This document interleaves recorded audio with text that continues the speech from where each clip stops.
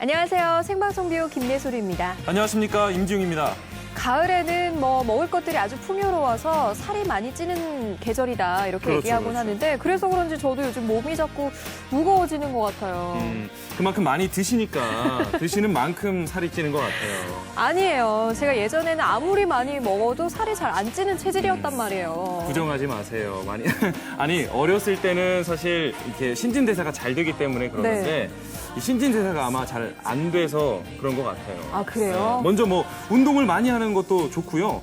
매운 음식 많이 드시면 신진대사에 도움이 된다고 합니다. 그래요. 운동이랑 좀 잘 해야겠네요. 그렇죠. 그리고 또 한 가지 팁을 드리자면 블랙커피나 차를 마시고 운동하면 칼로리 소모가 훨씬 더 높아진다고 합니다. 네, 이렇게 좋은 음식 많이 먹고 살은 찌는데 살찐다고 너무 우울해하지 마시고요. 이렇게 신진대사율을 높이는 방법 찾아보는 것도 좋은 방법이 될 것 같습니다.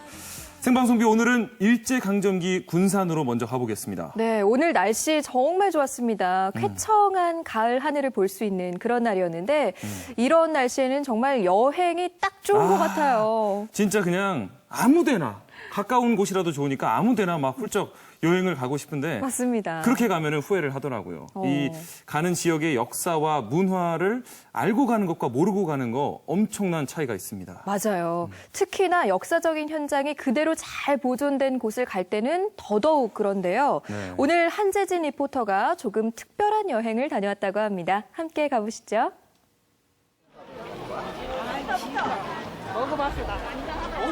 아니, 여기 왜 이렇게 사람이 많은 거야?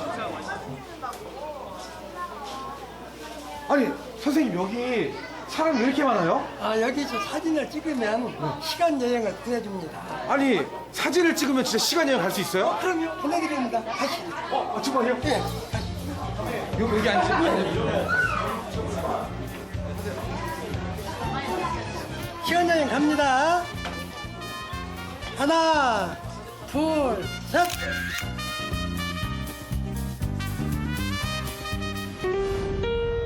엉겁결에 시간여행을 떠난 한재진 리포터. 잠시만, 옷이 어떻게 된 거지? 여기 어디지?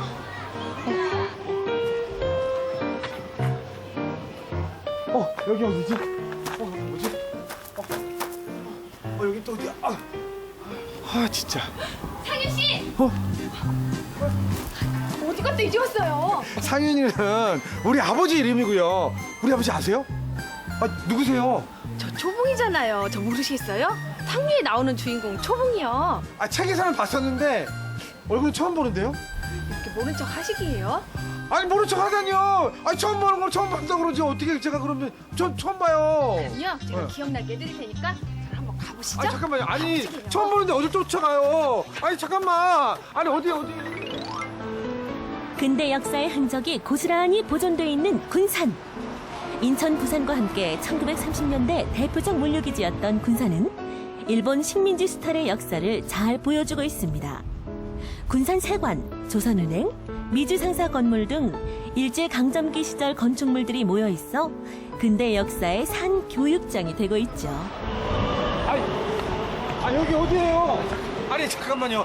여기가 어디예요? 여기는요. 네. 조선은행 군산지점이에요. 군산지점. 근데 여기 왜? 여기 제 남편, 첫남편, 초봉이 첫남편이 근무했었던 그 은행이에요. 첫 남편이면 도대체 남편이 몇 명이에요? 그런 거 알려고 하지 마시고요. 네. 들어가시게요. 일단 들어가 보세요. 1930년대 건축의 역사와 문화를 잘 보여주는 근대 건축관. 일제강점기 시절 이곳은 조선은행 군산지점이었는데요. 군산에 있는 나가사키 18은행과 함께 일본 식민지 지배를 상징하는 금융시설이었습니다. 해방 이후 결혼식장, 유흥장으로 사용되다 한때 버려지다시피 했던 이 건물은 현재 우리 민족의 애달팠던 근대 역사를 묵묵히 보여주는 산 증인으로 남아 있습니다. 역사의 아이러니란 바로 이런 걸까요? 특히 조선은행 내부에 있는 금고는 당시 일제 수탈이 얼마나 극심했는지 미루어 짐작케 합니다. 저 금고를 채웠던 돈들은 모두 우리 민족의 땀과 눈물에서 나온 것이었으니까요. 그랬는데 결국 나온 거랍니다. 이거 지폐네요? 와, 이거 5원짜리, 100원짜리. 조선은행에서 지금의 화폐 가치하고 많이 다르죠? 그래서 전 단위도 있고 원 단위가 있고요. 가장 큰 지폐는 100원짜리 지폐가 보이네요. 이 당시에 가장 큰 지폐가 100원짜리였나 봐요. 네네, 100원짜리였어요. 이때 당시에 소 한 마리가 50원이었다고 해요. 그러면 소 2마리 그럼요. 100원이. 자, 그럼요. 50원은 지금의 돈으로 하면 800만 원 정도였으니까 100원은 지금의 돈으로 얼마일까요? 1,600만 원. 맞았어요. 야. 1936년 당시 군산에 살던 일본인 숫자는 대략 1만 명. 이들은 대부분 은행과 관공서가 밀집된 군산의 도심에 살았습니다. 거기에 비해 조선인들은 군산 밖 외곽의 산기슭에 살며 하역 작업이나 건설 현장의 막노동으로 생계를 이어야 우와. 했죠. 여기 너무 시원하고 운치가 있어요. 아니 근데 여기 은행 맞아요? 그럼요. 아니 근데 이 1920, 30년도에 은행치고는 너무 규모가 큰데요? 우리나라의 경성 다음으로 가장 큰 은행 건물이에요. 가장 두 번째로. 그럼요. 아니 근데 이곳에 왜 은행을 졌을까요? 이곳은요, 넓은 들판이 있었던 곳이에요. 그렇기 때문에 쌀이 많았겠죠. 쌀이 많으니까 일본인들의 수탈의 장소였었어요. 그래서 일본의 지주들이 이곳에 많이 살았고 그 쌀을 수탈하기 위해 썼던 바로 그곳이에요. 그러니까 우리 민족의 쌀을 수탈해서 저항을 통해서 일본으로 건너간 거거든요. 네, 맞아요. 군산 내항에는 당시 3,000톤급 기선을 댈 수 있었던 부전교가 가슴 시린 역사의 흔적을 담고 있는데요. 3,000톤급 배 3척이 동시에 접어낼 수 있었던 이 다리를 통해 조선의 쌀이 일본으로 반출된 거죠.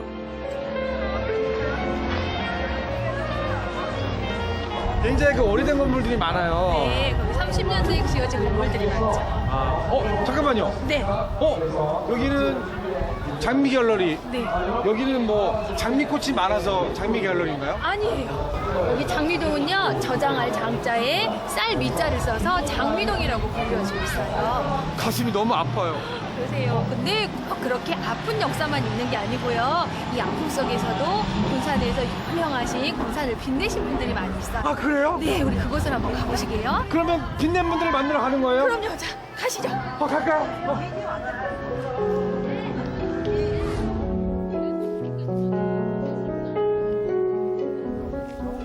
두 사람이 향한 곳은 이영춘 가옥.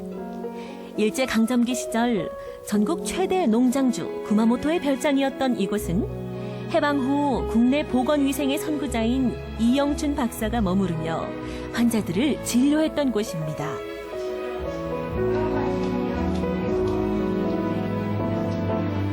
이영춘 박사님이 실제로 이곳에 사신 거예요? 이곳에서 10년 동안 농민들을 위해서 무료 진료를 하시고 해방 이후에도 돌아가시기 전까지 봉사활동, 의료활동을 하시다가 이곳에서 돌아가셨어요. 나라를 잃고 슬픔에 빠진 민족에게 희망과 용기를 줬던 쌍천 이영춘 박사.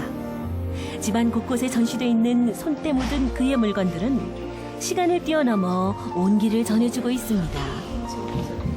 우리나라 최초로 미터법식을 이용해서 만들어진 건축물이고요. 네. 자, 외관은 프랑스 사람이 건축했기 때문에 유럽식이고요. 안에 보시는 곳은 일본인의 저택이었기 때문에 일본식 다다미 방이 있고요. 그 다음에 우리나라 온돌도 있어요. 그래서 여러 가지의 건축사적 의미를 담고 있는 곳이 바로 이곳 이영춘 가옥이에요.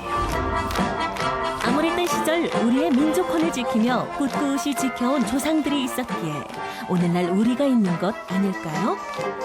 우리가 지금 누리고 있는 풍요와 평화에 대해 다시 한번 생각해보는 시간들입니다. 광복 70년을 기념하는 천인의 퍼레이드 행사가 열렸습니다. 1930년대 그 시절로 돌아간 듯 복장도 그대로인데요. 나라를 찾겠다는 그 열망을 함께 실어보냅니다.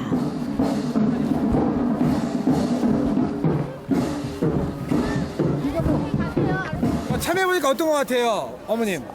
그때 그 현장을요 그대로 애들한테 전달해 준 것 같아서 너무 좋아요. 거리 이렇게 나와서 한다는 자체가 되게 어렵고 한 거잖아요. 네, 그래서 네. 되게 좋은 것 같습니다. 올해 광복 70주년인데 알고 계세요? 예, 알고 있어요. 그래가지고 이번에 이거 거래 퍼레이드도 그것 때문에 하는 걸로 또 알고 있거든요. 아 그렇습니까? 예, 예, 자, 예. 대한민국 화이팅입니다. 대한민국 화이팅! 대한민국 만세! 여행의 막바지에 다다른 두 사람. 홍 씨 덕분에 너무 즐거웠어요. 저도 상현 씨 덕분에 즐거웠어요. 아 참, 저는요 한재직이라니까요. 뭐 어쨌든 우리 역사를 잊지 않았으면 좋겠어요. 그런 의미에서 다정하게 사진 하나 찍어요. 하나, 둘, 셋.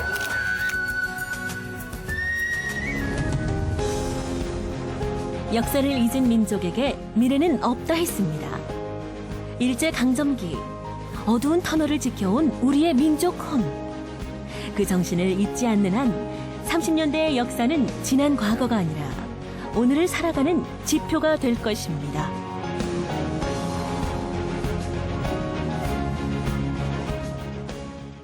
네, 영상을 보다 보니까 진짜 1930년대를 다녀온 것 같은 막 기분이 드는데 특히 그 광복 퍼레이드 올해가 광복 70주년이라 그런지 더 가슴에 와닿습니다. 네.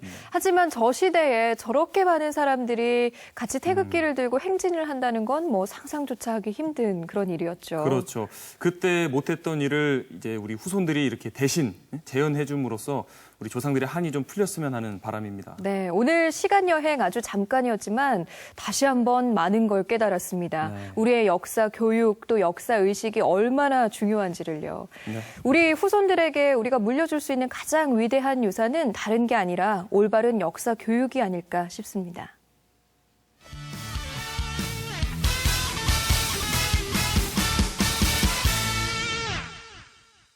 이 등푸른 생선의 대표 주자 하면 우리가 고등어를 꼽는데요. 그렇죠. 그 자리를 위협하는 또 다른 생선이 있습니다. 제가 바로 제일 좋아하는 삼치. 삼치 맛있거든요. 삼치 정말 부드럽고 맛있잖아요. 네네. 그런데 이 삼치가 맛만 있는 게 아니고요. 고등어보다 뼈를 튼튼하게 해주는 비타민 D가 2배나 더 많고요. 오호. 지방은 2배가 적다고 합니다. 오. 게다가 이 삼치가 가지고 있는 지방은 불포화 지방이라서 다이어트 하시는 분들도 걱정 없이 드실 수 있대요. 많이 먹어도 될까요? 100마리쯤 먹어도 되지 않을까요?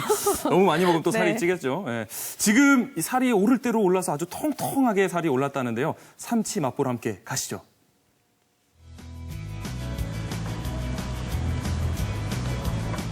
가을 바다에 전어만 있나? 나도 있다. 알만한 사람은 다 안다는 가을 바다의 전설 삼치.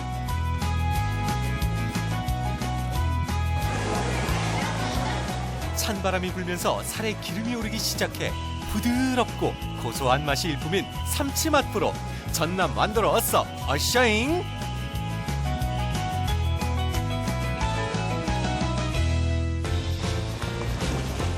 완도에서 가장 먼저 가장 활기차게 하루를 시작하는 완도 수협 수산물 유통센터. 활어의 천국, 활어 1번지라 불리는 곳답게 여기도 펄떡, 저기도 펄떡. 바닷속 신선함을 그대로 간직한 각종 활어들이 넘쳐납니다. 요새 가을에 꼭 먹어야 할 생선이 있다면 어떤 게 있을까요? 모든 생선이 이제 가을 되니까 날도 선선해지고 수온도 적당하니까 아주 맛있죠. 무슨 고기든지 간에. 아니 제가 알기로는 이 가을에 네. 삼치를 꼭 먹어야 한다고 네. 들었습니다. 그렇죠. 삼치도 요즘 이제 나기 시작하니까 삼치도 아주 제맛이죠. 삼치는 이제 날이 차가우면 차가울수록 더 지방질이 많아지니까 엄청 맛있어요. 엄청 맛있다는 완도의 대표 생선 삼치가 바로 오늘의 주인공입니다. 쌀쌀해지는 요즘이 되면요, 완도에서는 잘 지냈니? 밥 먹었어? 라는 말보다 삼치 먹었어요? 라고 물어본다고 합니다. 여러분은 삼치 드셨나요? 저는요, 오늘 드디어 삼치 먹으러 왔습니다. 가을철에 있는 완도 삼치. 자, 그럼 지금 한번 먹으러 가보실까요? 1년 내내 볼 수 있지만 9월부터 이듬해 2월까지 제맛을 낸다는 삼치. 그 중에서도 9월, 10월, 11월 이 석 달간 가장 많이 잡히는데요. 주로 남해안 일대에서 만날 수 있습니다. 아버지 안녕하세요. 안녕하십니까. 지금 보니까요, 정말 반가운 생선이 온 것 같은데 어떤 생선이에요, 이거는? 삼치. 드디어 제가 삼치를 만났습니다. 어때요? 이 완도 삼치 이렇게 얘기를 하잖아요, 사람들이. 전국에서는 완도하고 정산도 하고 검문도 삼치가 제일 맛있습니다. 어떤 면에서 이 맛이 뛰어나나요? 아마 기름기가 많으니까요. 찬바람이 불면 월동을 위해 남쪽으로 이동하는 삼치. 팔뚝만한 크기부터 3kg이 넘는 육중한 삼치까지 그야말로 살이 통통 올랐는데요. 그 맛을 알기에 삼치철만 되면 삼치를 잡으려는 사람들과 사려는 사람들의 발길이 이곳 완도로 이어집니다. 오전 8시, 오후 1시 반, 하루에 2번 위판을 하는데도 없어서 못 팔 정도라고. 아버님, 그럼 이 삼치가 이동 경로가 어떻게 돼요? 삼치가 이 멸치 따라다니는데 원래는 저 남해안부터 나와요. 남해안 쪽에서. 그래가지고 원래 파시가 검문도, 청산도, 추자도 이쪽에서 많이 그 형성이 돼요. 그물로 잡아요? 아니면 뭐 잡는 방법이 따로 있어요? 예, 삼치는 원래 재래 방법은 낚시로 잡는 것입니다.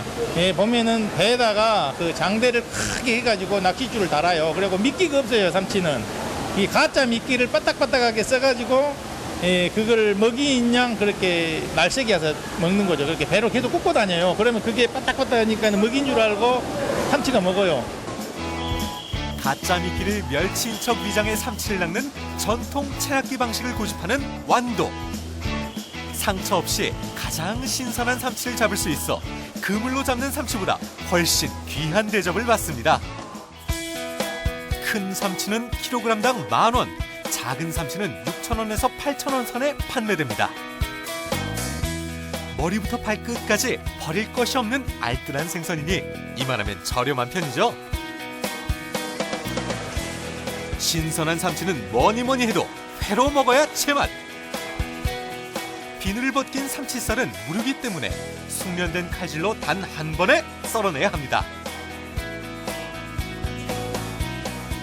두께 또한 너무 두껍거나 얇지 않게 썰어내야만 삼치의 고소한 풍미를 온전히 즐길 수 있죠. 산지에서는 주로 회로 먹지만 육지에서는 구이와 조림으로 사랑받는 삼치. 보글보글 소리부터가 예술입니다. 이건 조림이에요. 조림이에요? 예, 예. 와, 진짜 이거 무슨 갈치 조림은 봤는데 삼치 조림은 또 처음이네요. 예. 이게 또 그 별미 중에 별미인가요? 그렇죠. 이게 또 묵은지하고 이 삼치가 궁합이 대단히 좋아요. 와, 여기 안에 또 김치. 와, 예. 묵은지 여기 숨어 있어요. 그렇죠. 여기. 예. 묵은지가 이렇게 올라와서 같이 어우러져서 맛이.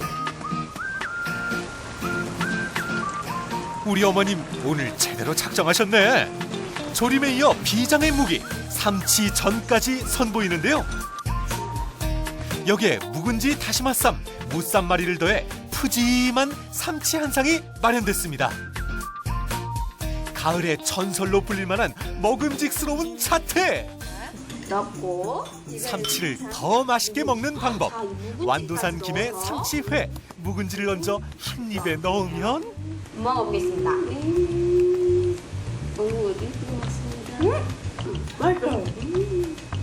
먹어볼게요. 소고기보다 삼치 맛이라는 말이 괜히 나온 게 아니네요. 이 속살 좀 보세요. 어머나. 이번에는 신고할 수 없는 도둑, 밥도둑이 등판해 맛의 스트라이크를 날립니다.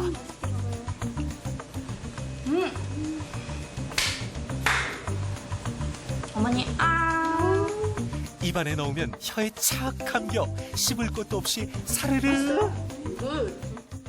제가 우리 지역 이곳저곳 맛집을 다녀봤지만요. 제가 오늘처럼 집에 가기 싫은 날도 흔치 않은 것 같습니다. 너무나도 매력 있는 음식인데요. 이 가을철의 별미 삼치회, 조림, 뭐 정말 다양한 음식들 많은데요.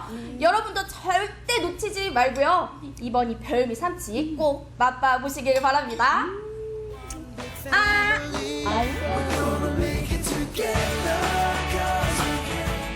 완도 바다에 삼치가 돌아왔습니다. 추운 겨울을 나기 위해 맛과 영양을 가득 채운 삼치는 도톰하고 부드러워 아이들은 물론 이가부실한 어르신들에게도 제격. 오늘은 뭐 먹을까 고민하지 마시고 삼치 드셔보세요.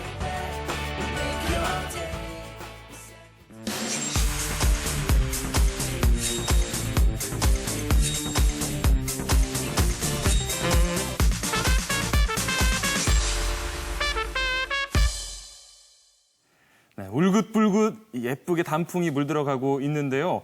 이렇게 아름다운 자연을 만끽하면서 맛있는 음식도 먹을 수 있는 곳이 있습니다. 어딘데요? 저 갈래요. 대구의 팔공산이에요. 이곳에 가면은 이 로컬 푸드의 천연 조미료를 이용해서 만든 건강한 음식들이 가득하다고 합니다. 저는 왜 이렇게 먹는 얘기만 나오면 자꾸 마음이 심쿵심쿵 하는지 모르겠습니다. 네, 맛있게 힐링하러 지금 대구 팔공산으로 함께 가보시죠. 바쁜 일상에서 생긴 아픔과 상처를 치유하기 위해 불고 있는 힐링 열풍. 누군가는 독서로, 누군가는 땀 흘리는 운동으로 자신의 피로를 치유하고 있는데 진정한 힐링은 올바른 먹거리에서 온다는 생각 아래 지역민들에게 바른 먹거리를 알리기 위해 노력해온 이들, 바로 힐링식품사업단. 지역의 명산 팔공산을 일명 힐링푸드밸리로 조성 중이라고 한다.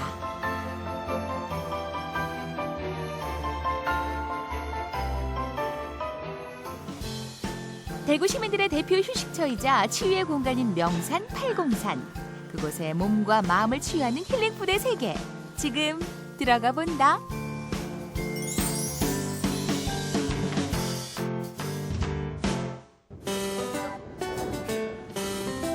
힐링푸드 인증마크가 입구에서부터 반기는 이곳. 전문가가 인정한 힐링푸드. 그 실체를 파헤치기 위해 다짜고짜 주방으로 향했는데 밥 한 숟가락에도 반찬 한 젓가락에도 건강함을 담은 그 첫 번째 힐링푸드는 바로 이것. 한국인은 다심이잖아요. 신선한 콩나물과 나물로 가마솥밥을 준비 중입니다. 천연 조미료로 양념한 갖가지 반찬과 주문 즉시 불 위로 오르는 가마솥밥. 고슬고슬 가마솥에 밥이 익어가면 그 따끈함 그대로 손님 상리에 올려지는데 김이 모락모락 나는 밥을 쓱쓱 비벼 한 숟갈 맛보는 순간 손님들의 건강을 생각한 마음까지 함께 느낄 수 있다. 야채들이 많이 들어있어서 담백하고 웰빙으로 최고네요. 조미료 자체가 천연 조미료 같고요. 솥밥처럼 맛있고 몸에 이 건강이 확 와닿는 것 같습니다. 굉장히 맛있습니다. 밥심도 밥심이지만 뭐니 해도 고기를 먹어야 한다고 외치는 사람들.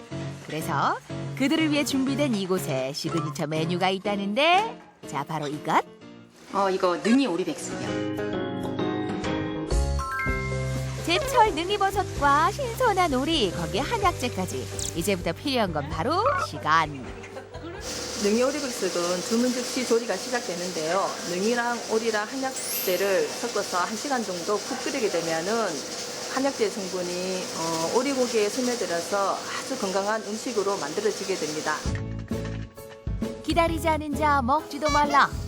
압력밥솥에서 1시간이라는 인고의 시간을 견딘 오리. 또 그만큼 기나긴 시간을 기다려온 손님들. 백숙이 상에 오르자 그 반가움이 2배일 수밖에 없는데 그 맛의 깊이는 3배라고.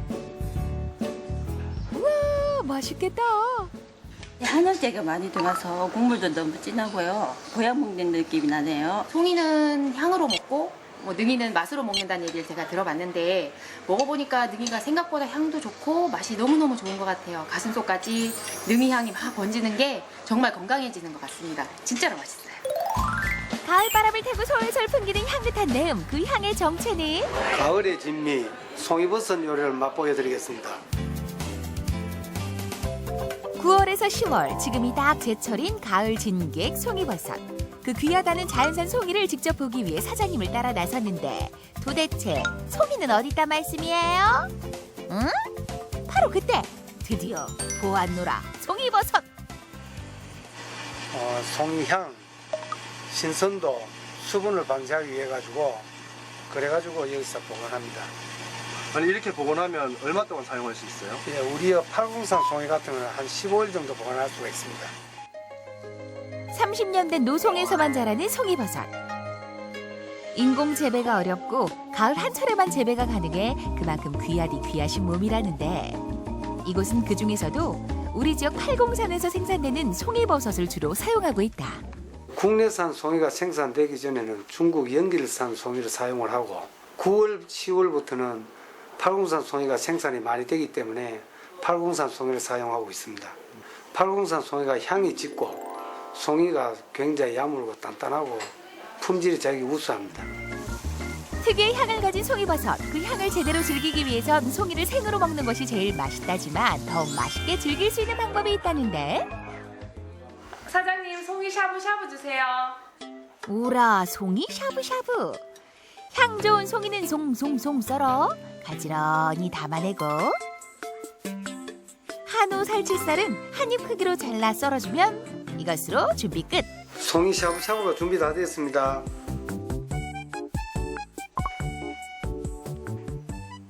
요 송이 샤브샤브에는 송이 진한 향과 한우 고기의 맛을 유지하기 위해 가지고 그 야채를 사용하지 않고 있습니다. 간단하지만 알찬 준비가 끝나면 이제 손님상으로 나갈 차례. 제철나물로 이루어진 맛깔나는 반찬들로 한상 가득 차려지고, 거기에 송이와 한우까지 함께 오르니 이보다 더 푸짐할 수 없다. 자, 일단 식전 인증샷 찍고 시작하실게요. 가을에는 송이가 최고지. 보는 것만으로도 힘이 불끈불끈 솟네요. 맛있어 보여요. 빨리 먹고 싶어요. 육수가 끓기 시작하면 한입 크기 송이와 한우를 살짝 데쳐 먹는데, 산속의 고기 버섯과 별다른 수식어도 필요 없는 한우의 만남. 와, 보기만 해도 힐링이 된다. 송이를요, 이 샤브로 해서 먹으니까 식감이 너무 쫄깃하고 맛있고요. 송이 향이 입안 가득 퍼지는 게 가을이 성큼 다가온 것 같아서 너무 좋습니다. 송이의 향에 고소한 소고기에 빠져 먹다 보면 남는 것은 송이와 소고기가 우러난 육수. 이 진국을 제대로 즐기는 이것만의 죽 제조법. 바로 계란을 넣지 않고 끓여내는 것이라고. 가족들과 함께 좋은 곳에 와서 맛있는 보양식도 먹고 하니까 힐링이 절로 됩니다. 좋습니다. 원래 너무 더웠잖아요. 그래서 기력이 많이 빠졌는데 이걸 샤브샤브랑 죽까지 먹고 나서 기력이 회복돼서 올 한 해 무사히 마칠 수 있을 것 같아요. 그래서 지금 너무 행복해요. 생활 속 어디에서든 누구에게든 받을 수 있는 스트레스와 피로. 가까운 곳에서 우리 지역 농산물로 맛있는 음식을 먹으며 힐링해 보시는 건 어떨까요?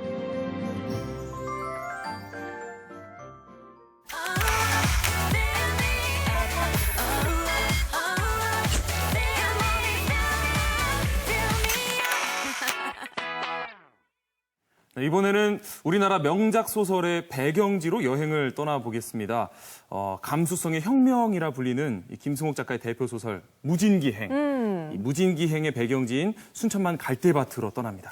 순천만 갈대밭, 요즘에 볼 수 있는 정말 빼어난 자연 경관인데요. 그렇죠. 선선한 가을바람에 막 흔들리는 그 갈대 군락을 생각하니까 막 황홀해지는 거 있죠. 그렇죠. 네. 어서 서둘러서 순천만의 비경을 함께 감상하러 가시죠. 독서의 계절이잖아요. 근데 또 독서만 하기에는 뭔가 좀 심심하다 하시는 분들, 오늘 제가 특별한 걸 준비했습니다.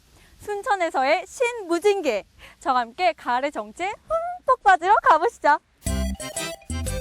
갈대들이 손짓하는 이곳은 세계 5대 연안 습지 순천만입니다. 아름다운 자연 순천만은 겨울 철새들의 도래지로 알려져 있는데요. 그렇다면 가을을 맞은 지금 순천만에서는 과연 어떤 풍경들이 펼쳐질까요? 신무진기행, 이번에는 가을을 잔뜩 머금은 순천만의 이야기가 시작됩니다. 가을 향기 물씬 풍기는 순천만으로 지금 바로 떠나보시죠. 가을이 오면 살랑살랑 떠나고 싶은 마음 따라 발길을 디디면 좋을 순천만. 이 순천만의 최고 비경은 역시 뭐니뭐니 해도 거대한 갈대군락인데요. 이 갈대군락을 보다 가까이에서 즐기려면 매일 물때에 따라 운영되는 생태체험선을 타보시죠. 안녕하세요. 네, 안녕하세요. 저 순천만 가고 싶은데 이거 순천만 가는 배 맞나요? 네, 어서 오십시오. 순천만에 들어가는 배입니다. 순천만에서 운영되는 이 생태체험선은 순천만 물길 따라 한 바퀴 선상 투어가 가능한데요. 거기에 해설사의 설명이 더해지면 금상첨화죠. 주로 새나 동물들은 형태나 오름수를 따라서 이름을 짓게 되는데요. 지금 왼쪽에 새 한 마리가 또 날아가요. 그러니까 어떤 분들은 저번에 겨울에 오셔서 보고 두루미가 날아간다 그럽니다. 예, 밑에서 보니까 마치 두루미처럼 보이죠. 저 새의 오름소리는 왓왓 하고 옵니다. 그래서 뭐예요? 꾀가리. 외가리의 유래 다들 알고 계셨나요?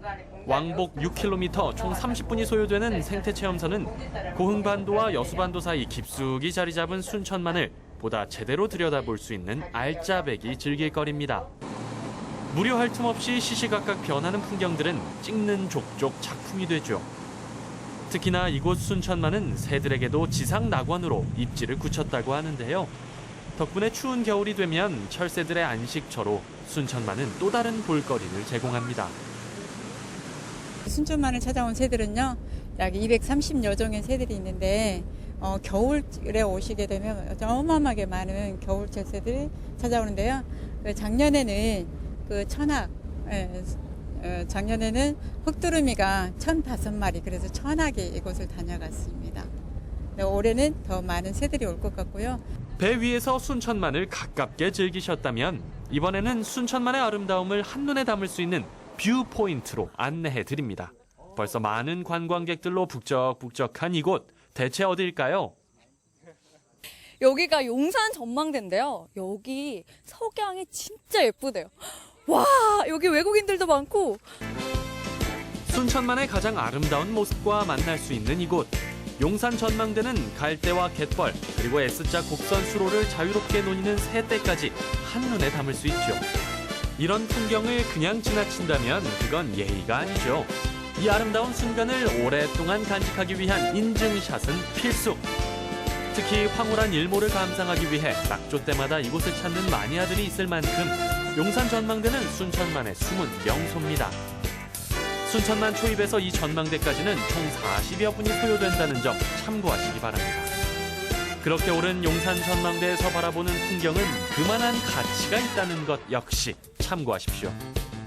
이 아름다운 풍경 앞에 국적 불문, 감탄사 연발.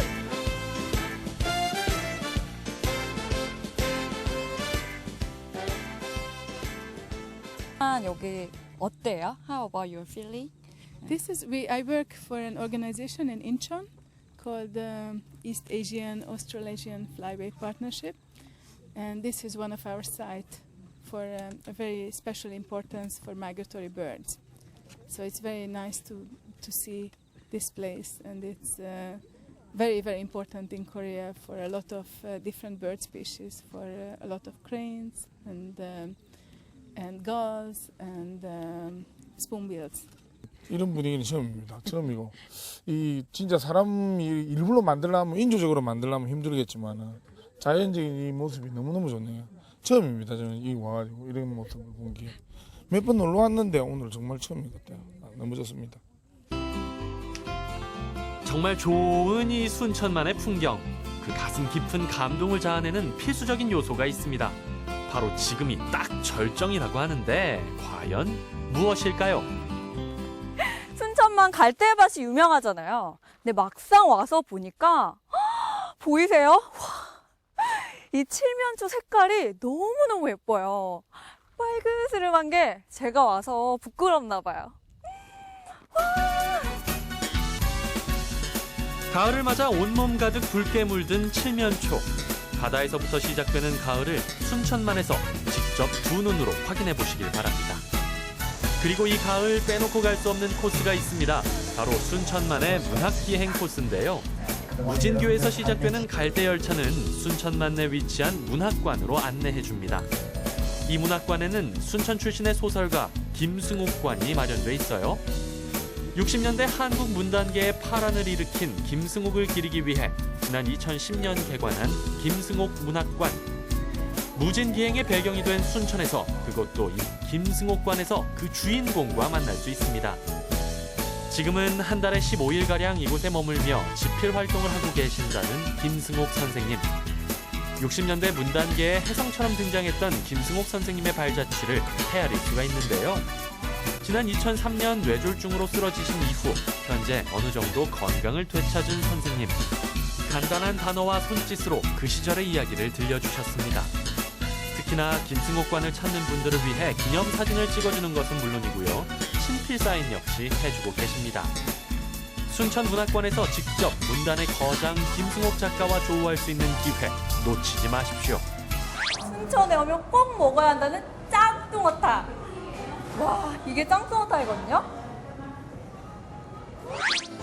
청정해역 순천만에서 나고 자란 짱중어탕은 순천만에서 꼭 맛보고 가야 할 별미 중의 별미.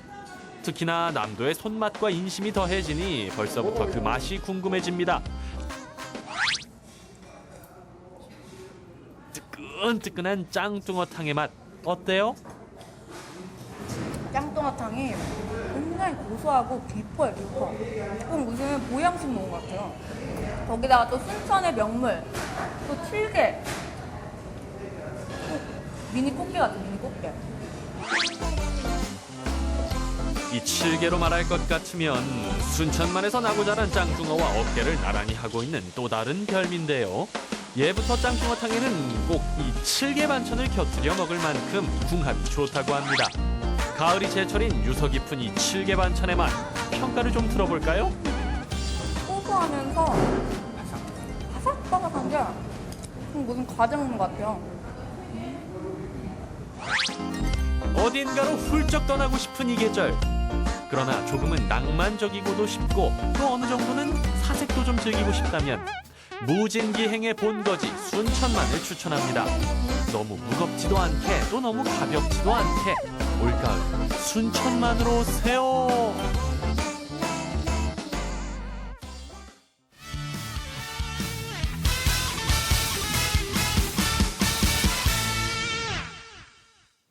고창하면 복분자, 또 장수하면 한우와 사과가 유명한 것처럼 그 지역마다 유명한 특산물들이 있는데요. 네. 의성하면 뭐가 떠오르세요?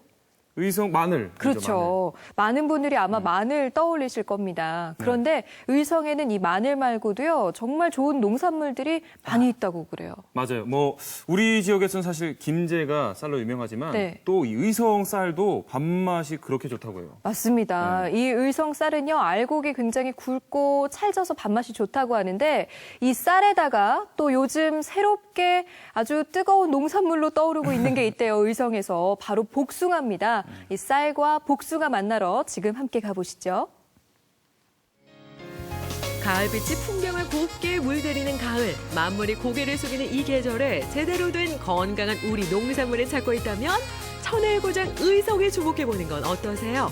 풍성하게 연근 황금들녘과 달달한 향기에 취하는 복숭아밭, 여기에 이 두 가지 농산물의 기분 좋은 변신까지 요모조모를 속속들이 알아보는 시간, 지금부터 의성으로 건강지수 채우러 가보자고요.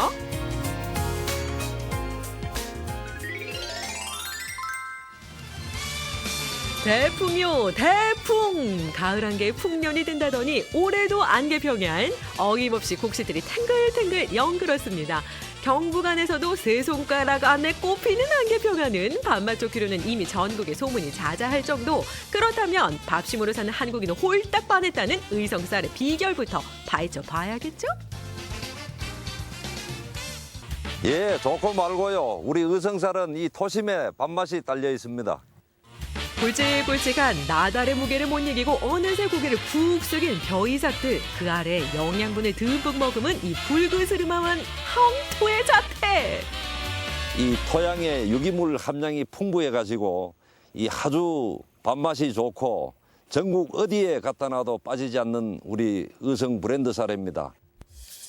좋은 영양분만 쏙쏙 뽑아먹고 자란 요 녀석들, 유독 차진 식감과 함께 씹을수록 단맛을 내는 건 역시 의성쌀만의 특징이죠. 이 항토 땅, 질땅에서 우리 일품쌀을 재배해서 전국적으로 지금 판매를 하고 있습니다. 그래서 우리 의성쌀은 복배기가 좀 있어도 이 복배기가 밥을 찰지게 하고 맛이 좋은 밥으로 아주 정평이 나 있습니다.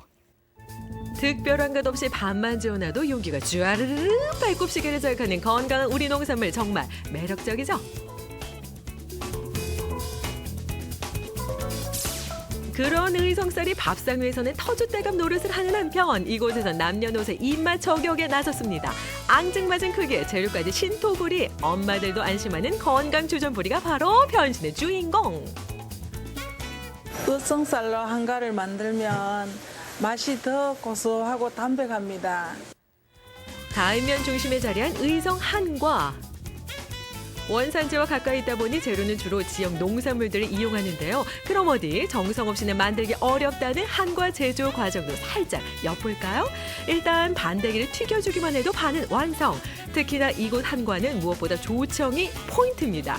황엿을 사용하는 일반 조청과 달리 천연 재료만을 이용해 단맛을 내고 있다는 사실. 여기에 주부 구단 어머님들의 베테랑 솜씨까지 더해지면 보기 좋고 맛도 좋은 한과가 탄생하는 거죠. 조청 옷 위에 뽀얀 쌀 튀방 우에토까지 걸친 건강 간식 한과 일단 한번 잡숴봐. 신토풀이 그야말로 내가 지은 걸로 내가 만들어서 판매까지 이루어지거든요. 그리고 잡숴보신 분은 항상 이야기를 하시더라고요. 맛이 있다고. 근데 제가 이제 내가 먹는다고 생각하고 하는 거기 때문에 설탕이라든가 뭐 몸에 안 좋은 이런 색소라든가 이런 걸 전혀 쓰지를 안 해요. 안 하고 우리 조청 농도도 과즙으로 조청 농도를 맞추거든요. 그래서 이제 달지 않고 몸에 좋고 건강을 생각해서 우리 육아를 그냥 만들고 있어요. 판매는 우리 없어서 못 팔 정도로 힘이 들어요. 그야말로 전화통에 불이 난다는 말이 과언은 아닌 셈. 부엘티나는 주문 쇄도는 기본, 건강 전도사 역할까지 톡톡히 하고 있답니다. 우리 한과는 명절에도 즐겨 찾지만 평소에도 사계절에 다 한과를 만들고 있어요. 아이들이 좋아하는 간식이고 또 어른들이 즐겨 찾으시는 고유의 음식이라서 누구나 즐겨 찾고 있어요. 요거는 먹기 좋게끔 했는데 요것은 흑마늘, 우리 의성의 유명한 흑마늘 유과를 만들었습니다. 맛이 아주 깜찍합니다. 그리고 요거는 또 일반 우리 유과 방울로 맹 만들었는데 먹기가 아주 훌륭해요. 어디 가도 간식거리로 기가 찹니다. 의성쌀로 만든 한과, 여러분도 사시사철 즐겨보세요. 의성쌀의 변신 두 번째. 의성쌀로 만든 살아있는 생막걸리 맛 좀 보실래요? 농번기엔 예외 없이 새참 시간에 등장했던 구수한 막걸리. 가을철 농주로도 단거리인데요. 의성쌀을 고집하는 건 물론 특산물인 산수유까지 더해지니 그 건강함은 두말하면 잔소리입니다. 일단 막걸리의 기본은 고두밥 찌는 거부터가 시작인 거 아시죠? 꼬들꼬들 갓 지어낸 밥 위로 곡자 누룩과 산수유까지 야무지게 섞어주는 것이 첫 단계. 그 이후 적어도 일주일 이상 발효를 거쳐 약 25도의 온도에서 저온 숙성시키는 것이 이곳 막걸리만의 특징입니다. 술은 양이 되는 술이라 해야 되잖아, 그죠? 그런 몸에 좋은 성분이 산수유에 많이 들어있답니다. 특히나 산수유는 공해원은 철천지 원수지간 때문에 청정한 곳에서만 자란다고 하니 안심 먹을거리인 건 분명한 사실이겠죠. 그런데 여기서 잠깐, 막걸리 발효통에 자주 저어주는 이유는 뭔가요? 혹시 맛이 뭔가 달라지나요? 이래 저어주는 이유는 쌀누룩을 효모를 정식시켜야 되거든요. 그래서 균을 배양하는 작업을 하는 거예요, 여기서. 그래야만이 이 첫 번째 술이 효모가 배양이 많이 돼야만이 그 다음 술 맛이 아주 좋아요. 100% 의성쌀과 산수유의 환상 콜라보레이션. 그 때깔 한번 참 곱죠. 발효될 때 나는 톡 쏘는 향과는 달리 곡주 특유의 구수한 맛을 자랑하니 반전 매력 뽐내는 의성쌀의 맛 좋은 변신입니다. 네, 우리 막걸리는 원료가 최고 중요하거든요. 의성에서 생산되는 100% 쌀로 하면서 또 저온으로 천천히 발효했기 때문에 굉장히 몸에 유익한 성분이 많답니다. 어차피 술은 마시고 취하자고 먹는 술이고 또 취하면은 기분도 좋고 또 그러면서 정말 건강에도 좋은 우리 술을 먹으면은 아주 기분이 좋습니다. 의성쌀로 만든 살아있는 생막걸리 너무 좋아요. 의성쌀이 구수한 밤내를 풍겼다면 이곳에선 달달한 복숭아 향기가 가득. 농산물 사이에서도 신의 스타급이라는 의성 복숭아라니 놓칠 수 없겠죠? 의성 해살 복숭아 참 맛있는 복숭아입니다. 국민 여러분께서 많이 이용해 주시기 부탁드립니다. 풍부한 햇살과 함께 농민의 사랑이라는 밑거름을 듬뿍 먹고 자란 의성 복숭아. 특히 적당한 일교차 덕분에 향과 맛이 좋기로는 둘째가라면 서러울 정도라고요. 아침 저녁 낮 기온 차이가 유승 구온이 제일 적당하고 알맞게 날 따시기 때문에 당도가 맛이 높고 전국에서도 복숭아가 가장 많이 난다는 경북. 그래서 귀농 혜택이 많은 의성에도 복숭아 재배에 나선 귀농인들이 많이 늘었습니다. 자, 수확 후 예외 없이 거쳐가는 꼼꼼한 선별 과정. 애지중지 키운 자식 시집 장가 보내듯 살뜰히 살피는 마음까지 담아냅니다. 유성 복숭아 많이 이용해 주세요. 이거 맛 좋고 당도가 좋으니까 이 많이 잡숫고 행복하게 건강하세요. 당도가 으뜸이라는 의성 복숭아. 역시나 색다르게 즐기는 방법 여기 있습니다. 오늘 할 요리는요. 복숭아 감자전과 복숭아를 곁들인 볶음밥입니다. 그냥 생과로 맛보기에도 좋은 복숭아. 음식에 활용하는 꿀팁 지금부터 공개합니다. 감자와 함께 곱게 갈아 채소까지 곁들여 지글지글 부치면 고소하면서도 식사 대용으로 손색 없는 복숭아 감자전이 뚝딱. 복숭아가 들어간 감자전은요. 전을 좋아하지 않는 아이들에게도 새콤달콤한 복숭아가 들어가가지고 참 잘 먹습니다. 각종 채소를 아낌없이 팍팍 채소만 용하게 골라내던 아이들도 반찬 투정 끝.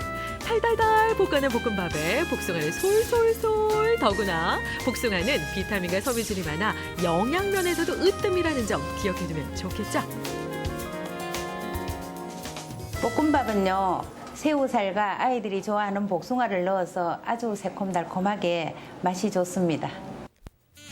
이 외에도 복숭아 드레싱을 활용한 샐러드부터 바쁜 아침 시간에 금상첨화인 주스까지 활용 가능한 요리가 무궁무진합니다. 우리 고장에서 나는 특산물인 복숭아가 많이 들어가가지고 맛이 있어요. 맛있어요. 윤기절절 의성쌀과 향기 가득한 복숭아, 건강함으로 똘똘 뭉친 의성의 환상 콤비, 오곡백과가 풍성하게 익어가는 요즘 가을빛으로 곱게 물든 의성 농산물을 여러분의 식탁에도 초대해보시는 건 어떨까요? 의성 농산물이 최고야, 신토부리가 최고야.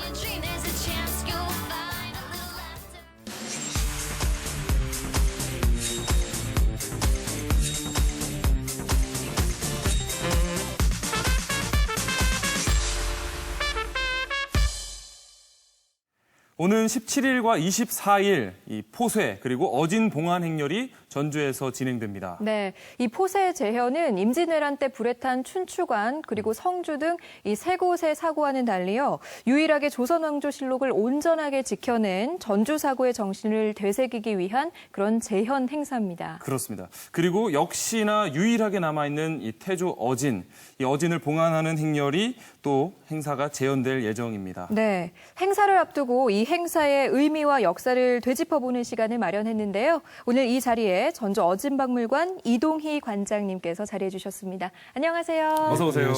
네, 반갑습니다. 인상도 너무 좋으시고 푸근한 그런 인상을 가지고 계신데 먼저 이 포쇄 재현 행사에 대해서 좀 질문을 드릴게요. 예. 제가 요즘 이 포쇄에 대해서 좀 많이 들어서 조금 알고 있는데 네. 이게 그 조선왕조실록을 말리기 위해서 이렇게 바람도 쐬고 햇볕에 이렇게 말리는 작업을 말하는 거 맞나요? 예, 그렇죠. 포쇄라는 것은 책을 좀 말리고 네. 그리고 이제 바람도 치고 그렇게 해서 왜냐하면 종이로 만든 거라서 습해지거든요. 그러면 이제 곰팡이도 쓸고 그걸 방지하기 위한 그런 방책으로 책을 말리고 바람도 치고 그러니까 전통 시대의 책을 잘 보존하기 위한 방법이라고 생각하시면 될 것 같습니다. 네. 그런데 뭐 말씀은 지금 쉽게 해주셨지만 이게 그냥 단순히 책을 펼쳐놓고 말리는 단순한 작업은 아닌 그렇죠, 것 같아요. 이 기록을 보면은 이 포쇄를 담당하는 포쇄 별감이 일일이 일지를 썼을 정도라고 하니까 이 작업이 얼마나 귀중하고 대단한 작업인지 어려웠겠죠. 알 수 있을 것 같은데 어떻습니까? 이게 왜 그러냐면 모든 책들이 다 포쇄는 하는데 예. 조선왕조실록은 좀 다르죠, 격이. 조선왕조실록은 곧 조선을 상징하는 존재이기 때문에 이제 함부로 못하는 거죠. 네네. 그러다 보니까 그냥 말리기만 하면 되는데 많은 의식들이 따라가게 되는 겁니다. 이게 뭐 절도 하고 뭐 여러 가지 절차를 거쳐서 그것은 실록이 그만큼 중요해서 예를 들어서 이제 실록을 사고에 봉안하잖아요. 네. 봉안하면 중앙에서 사관이 내려오기 전에는 열 수가 없어요. 지방에서는. 네. 그러니까 국가적으로 관리를 하는 거죠. 그렇게 이제 철저하게. 그러니까 행렬도 사실은 몇십 명이 이제 그 사관 일행, 뭐 지방관 영접하는 일행 그러면 거기 또 뭐 모여드는 사람들. 그래서 저도 예전에 몰랐는데 이걸 준비하다 보니까 마치 하나의 축제장처럼 이렇게 큰 행사이게 돼요. 뭐 장사하는 분들도 모이고 뭐 떡장수, 밥장수, 그러니까 구경거리가 생깁니다. 그래서 아주 그 중요한 의식이면서 또 한편은 볼거리 이런 것들이 있죠. 실록 포쇄는. 뭐 말씀대로 이렇게 큰 행사인 포쇄 그러면은 뭐 몇 년 만에 한 번씩 이렇게 치러졌나요? 본래는 이제 경국대전이나 이런 경우는 3년에 한 번씩 이렇게 포쇄하는 게 보통인데 때로는 2년에도 하고 또 이제 가뭄이 들고 또 어렵고 하면 5년에도 한 번 하고 그 이제 보통은 3년에 한 번 하는 것으로 그렇게 돼 있습니다. 네. 지금 뭐 화면을 통해서도 이 재현 행사의 모습이 일부 보이고 있는데 이 책을 대하는 그러니까 마음가짐이 정말 남달랐던 것 같아요. 맞아요. 예, 오늘 17일 재현되는 이 포쇄에서는 옛 모습 그대로를 재현하는 건가요? 그렇습니다. 지금 이제 우리가 하는 실록 포쇄가 재작년에 처음 했는데 전국에서 처음 했습니다. 근데 이게 또 의미가 깊은 게 고증을 토대로 한 그거거든요. 그러니까 1871년에 박정량이라는 사람이 사관으로 그 포쇄를 하면서 남겨놓은 일기가 있어요. 그것을 토대로 지금 그대로 재현을 하고 있는 겁니다. 그렇군요. 그러면은 이번 재현 행사 때요, 그 유일하게 남아있는 조선왕조실록 실사를 저희가 직접 볼 수가 있나요?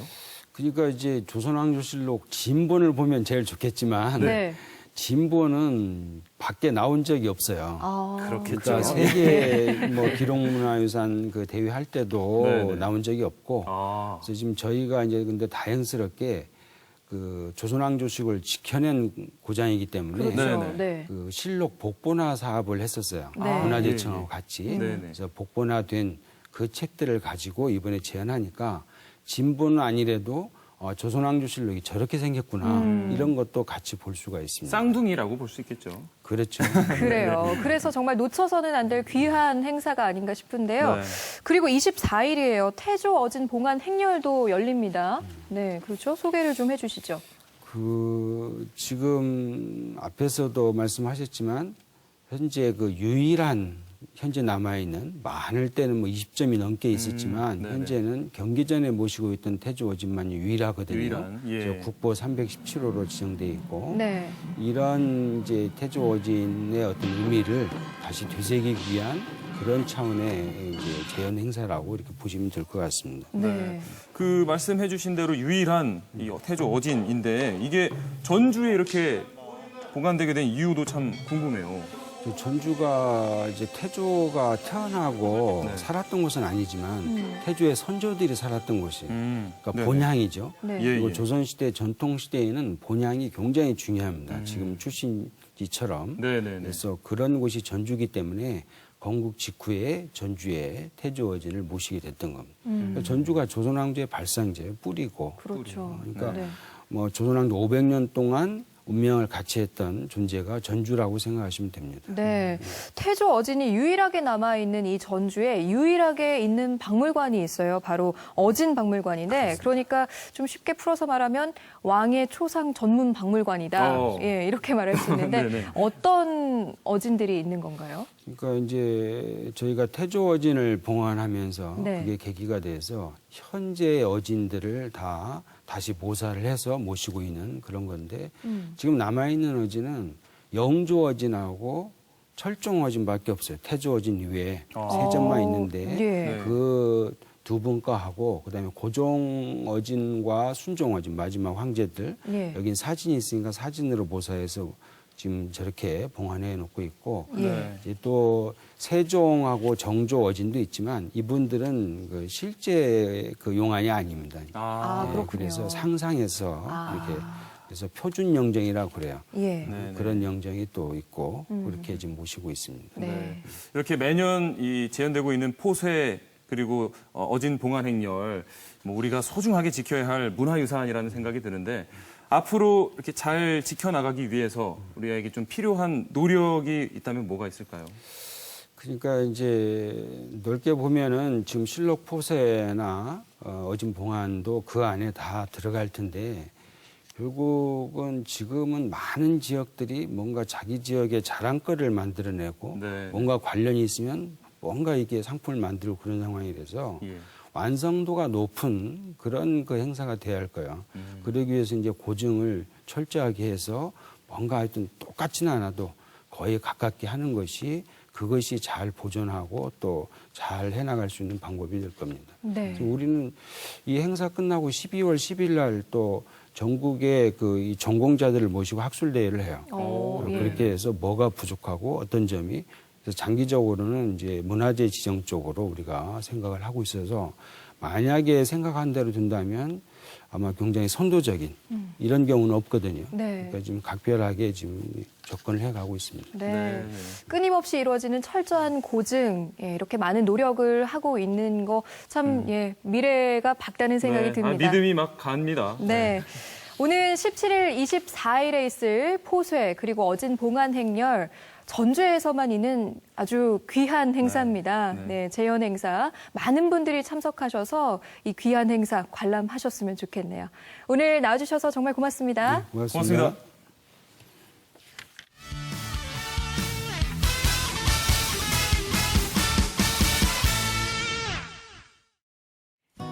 이어서 이번 주 전북 소식입니다. 제1회 비비락 마을축제가 오는 16일 금요일부터 18일까지 완주 비비정 마을 일대에서 열립니다. 요리 경연대회와 노래 경연대회, 야외 상영 등 소박하지만 아기자기한 마을축제를 즐길 수 있는 자리가 될 것 같네요. 2015 시청자 미디어 대상을 공모합니다. 방송통신위원회가 주최하고 시청자 미디어 재단에서 주관하는 이번 공모전은 방송과 수상 이력이 없는 시청자라면 TV 영상 또는 라디오 작품을 누구나 응모할 수 있습니다. 접수 기간은 오는 16일까지입니다. 스페인 희곡 작가의 작품 어느 계단 이야기가 오는 금요일과 토요일 전주 덕진예술회관에서 열립니다. 연극 한 편으로 가을날 감성 지수를 높여보는 건 어떨까요? 이메일과 문자를 더 많이 사용하는 요즘. 하지만 가을 하면 역시 손편지를 빼놓을 수 없죠. 전주 MBC 라디오 여성시대에서 편지쇼를 개최합니다. 오는 17일 토요일 오후 2시 한옥마을의 최명희 문학관과 부채문화관에서 열리는 이번 행사는 편지 쓰기 외에도 축하 공연도 준비되어 있습니다. 관심 있는 분들의 많은 참여 바랍니다. 창작 창극 흥부가 부자가 된 전모가 오는 15일 목요일 오후 7시 30분 한국소리문화의 전당 명인홀에서 열립니다. 흥부가 부자가 된 전모를 밝힌다는 내용의 작품인데요. 온 가족이 함께 즐겁게 감상할 수 있는 무대가 될 것 같습니다. 공연은 무료입니다. 방금 이 흥부전 얘기를 드렸는데 이 흥부골 남원에서 신흥부 가족이 뽑혔습니다. 네, 동충동에 살고 있는 김영애 씨 가족인데요. 8자녀가 있대요. 진짜 8자녀. 네. 아니 8자녀도 대단한데 더 대단한 건 몇 달 후면 9째가 나온다는 겁니다. 정말 대단합니다. 아니 9째를 어떻게 키우지? 이렇게 생각하실 수도 있겠지만 이렇게 아이들이 많은 경우에는 큰아이가 또 동생들을 돌본다고 하네요. 맞습니다. 네.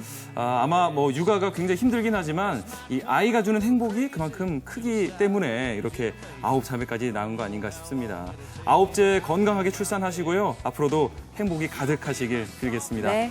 생방송규 저희는 다음 주에 다시 찾아뵙겠습니다. 고맙습니다.